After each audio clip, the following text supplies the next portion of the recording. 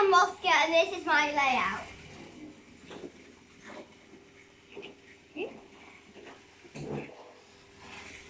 Explain what everything is. So this is the siding where you put the cars when you don't need them, and there is a train going round, Which is a tank engine, isn't it? which is a Great Western tank engine. And here you see we've got a little crossing,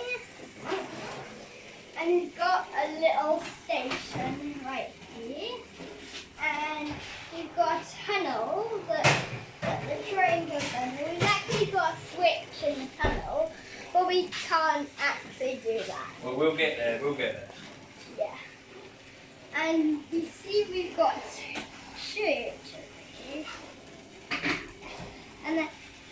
And we've got some houses down here. And shops. We've got some houses and shops down here. And down here we've got the controller.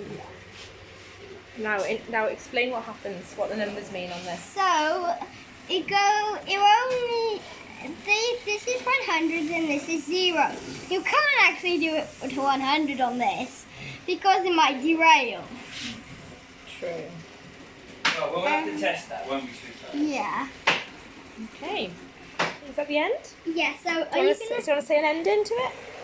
and that was my lovely model train layout. Yeah.